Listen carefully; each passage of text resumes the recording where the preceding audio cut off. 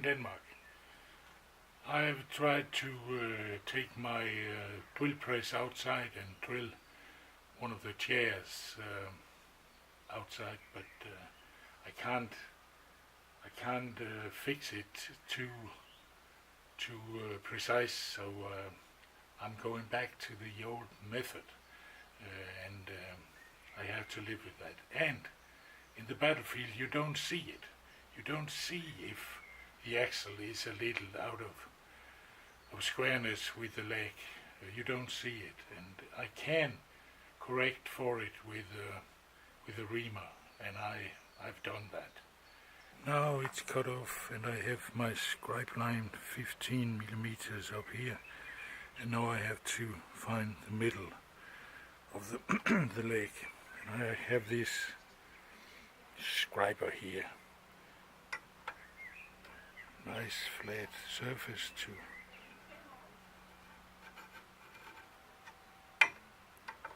and on the other side.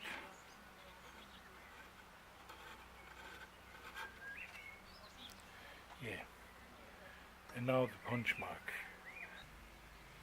And the punch mark, that's the best me and my staff can do.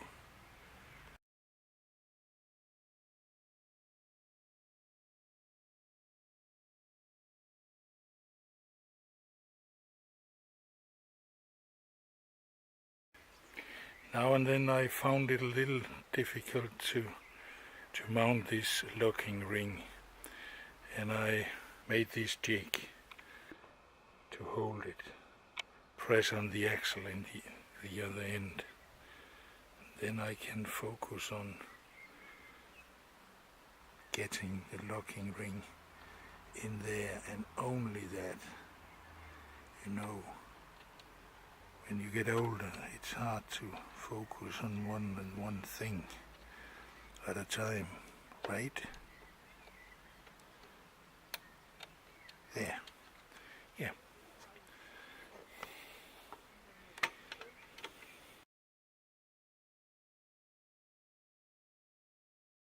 Last wheel. Now she can wheel around in the garden again. What I didn't expect was that in fact you can take the chairs for a walk, just like you take your children for a walk. Take them by the hand and go around the garden. That was not my intention, but it is a good thing when you have to move some chairs from one area to another.